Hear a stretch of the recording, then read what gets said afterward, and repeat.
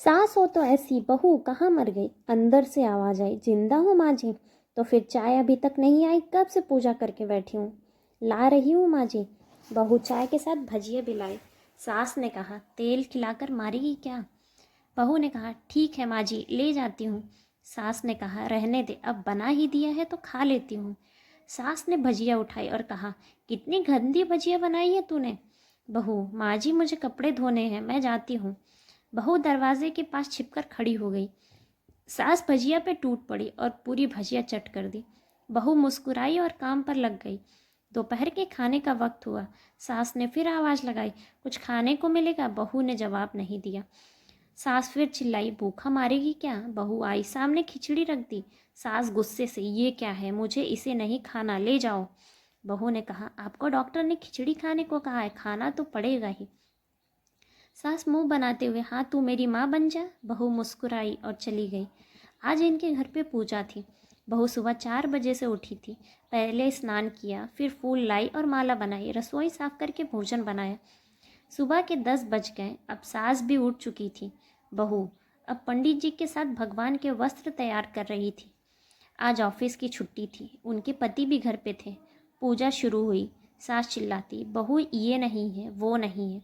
बहू दौड़ी दौड़ी आती और सब करती। अब दोपहर के 3 बज गए थे। आरती की तैयारी चल रही थी। पंडित जी ने सबको आरती के लिए बुलाया।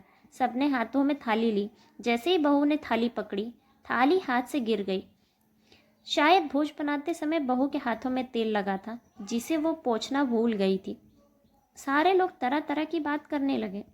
कैसी बहू है, कुछ नहीं आता, एक काम भी ठीक से नहीं कर सकती, ना जाने कैसी बहू उठा लाए, एक आरती भी ठीक से नहीं कर सकती। उसके पति भी गुस्सा हो गए। सास चुपचाप रही, कुछ नहीं कहा, बस यही बोलकर छोड़ दिया कि सीख रही है, सब सीख जाएगी। अब सबको खाना परोसा जाने लगा। वह दौड़ दौड़ कर खाना देती, फिर पानी देती। करीब 70-80 लोग हो गए थे। इधर 2 नौकर और बहू अकेली, फिर भी सारा काम बहुत अच्छे से करती।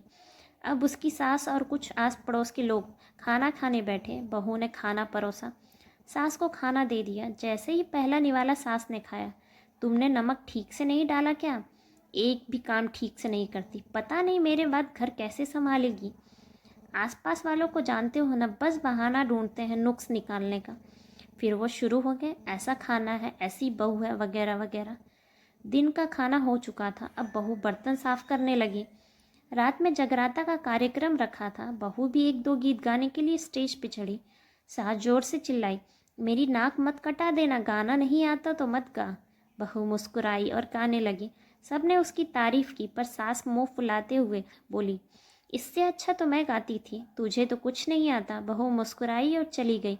अब रात का खाना खिलाया जा रहा था। उसके पति के ऑफिस के दोस्त साइड में ड्रिंक करने लगे। उसका पति चिल्लाता, थोड़ा बर्फ़ लाओ, तो सास चिल्लाती, यहाँ दाल नहीं है। फिर चिल्लाता, कोल्ड ड्रिंक नहीं है, पापड़ लाओ। इधर उधर में उसके पति की शराब गिर पड़ी उसके दोस्त पर और बोतल टूट गई।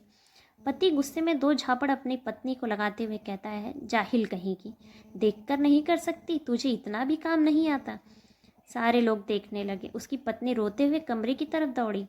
फिर उसके दोस्त ने कहा, क्या यार, पूरा मूड खराब कर दिया। यहाँ नहीं बुलाया होता, हम कहीं और पार्टी कर लेते।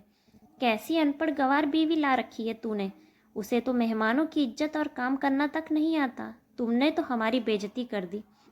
अब आस पड़ोस की औरतों को और बहाना मिल गया। वो कहने लगी, देखो क्या कर दिया तुम्हारी बहू ने, कोई काम की नहीं है। मैं तो कहती हूँ अपने बेटे की दूसरी शादी करा दो, छुटकारा पाओ इस गंवार से। सास उठी और अपने बेटे के पास जाकर थप्पड़ मारा और कहा, अरे नालायक, तूने मेरी बहू को मारा, तेरी हिम्मत कैसे हुई, तेरी टांग तोड़ दूंगी। उसके बेटे के दोस्त कुछ कहने ही वाले थे कि उसकी माँ ने घूरते हुए कहा, चुप, बिल्कुल चुप। यहाँ दारू पीने आए हो, जबकि पता है आज पूजा है और तुम्हें पार्टी करनी है। कैसे संस्कार दिए हैं तुम्हारे माता पिता ने, और किसने मेरी बहू को जाहिल बोला?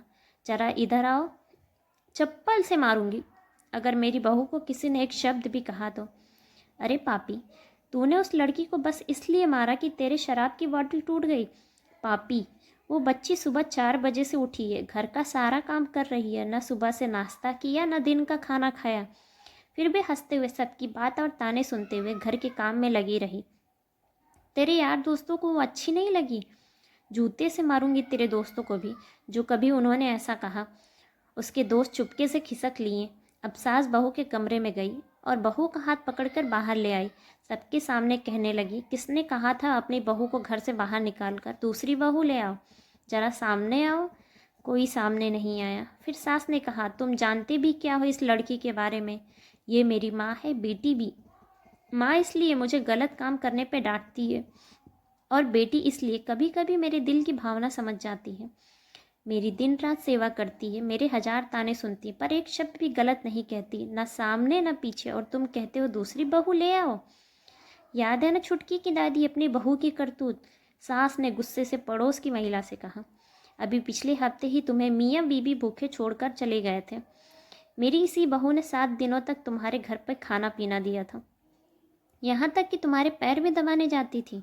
और तुम इसे जाहिल बोलते हो? जाहिल तो तुम सब हो जो कोयले और हीरे में फ़र्क नहीं जानते। अगर आइंदा मेरी बहू के बारे में किसी ने एक लफ्ज़ भी बोला तो मुझसे बुरा कोई नहीं होगा, क्योंकि ये मेरी बहू नहीं बेटी है।